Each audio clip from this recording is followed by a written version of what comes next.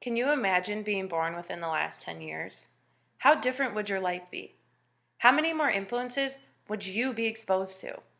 How would you feel if your chances of becoming obese or overweight were nearly 33%, as noted by the American Heart Association? Well, I'm here today to address the devastating topic of childhood obesity. Throughout my informative speech, I will be addressing three main topics. First, I will be addressing what it means to be medically or clinically defined as overweight or obese, and some of the rates that we constantly hear about regarding childhood obesity in the media. Second, I will be addressing some of the factors that seem to be responsible for these dramatic increases in childhood obesity rates. And lastly, I will be addressing some of the remedies that professionals in the childhood obesity field have found to be effective in helping to alleviate these childhood obesity rates. The rates of childhood obesity in the United States of America have dramatically increased within the last decade due to the many factors that children in this day and age are routinely influenced by. In the medical and health professions world, what does it mean to be clinically or medically defined as overweight or obese? What are some of the astonishing rates regarding childhood obesity that continue to be addressed? Well, first, in order to be defined as overweight or obese, medical professionals will look at the child's weight and height, also deemed their body mass index scale. In order to be clinically or medically defined as overweight, the child must have a BMI at or above the 85th percentile and lower than the 95th percentile for children of the same age and sex, as noted by the Centers for Disease Control and Prevention. In order to be medically or clinically defined as obese, the child must have a BMI at or above the 95th percentile for children of the same age and sex, also noted by the Centers for Disease Control and Prevention. The rates regarding childhood obesity are simply inexcusable. Surprisingly, 1 in 3 children are overweight or obese, nearly 3 times the number in 1963, as noted by the American Heart Association. The numbers are even higher in African American and Hispanic communities, where nearly 40% of the children there are overweight or obese, as noted by the Let's Move campaign initiated by First Lady Michelle Obama. Now that you're more aware of these devastating rates, what factor does one think influence these dramatic increases? There are many factors that may be to blame, but 2 areas seem to be of the greatest concern for professionals within the childhood obesity field.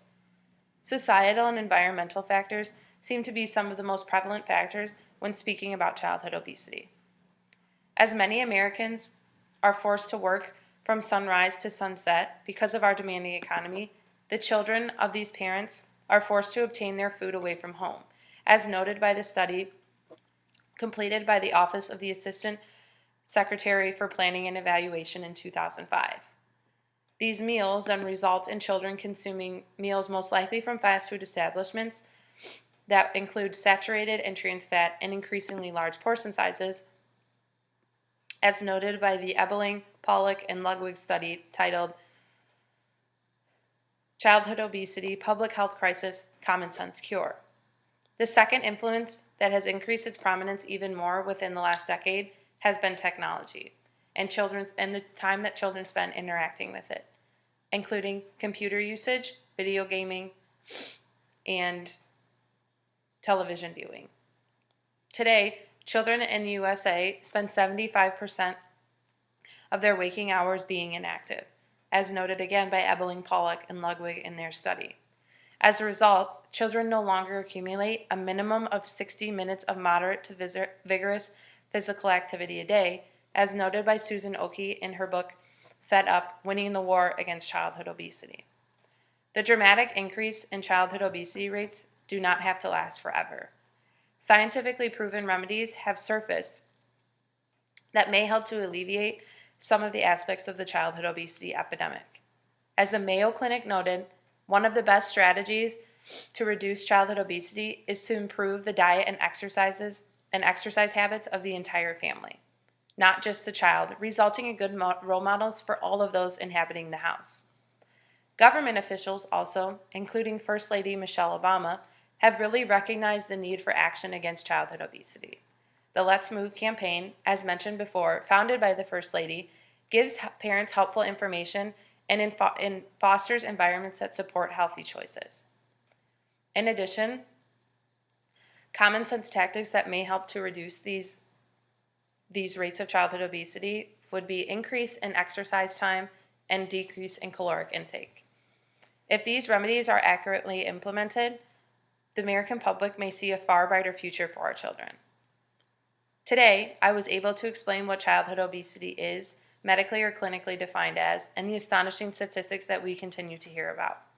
Second, I was able to address some of the factors that may be responsible for these dramatic increases, including societal, environmental, and technological factors. Third, I was able to address some of the remedies that medical professionals in the childhood obesity field have found to be effective in helping to alleviate some of these dramatic increases in childhood obesity. The childhood obesity problem is not one to take lightly. As First Lady Michelle Obama noted during her introduction of her Let's Move campaign, the physical and emotional health of an entire generation and the economic health and security of our entire nation is at stake.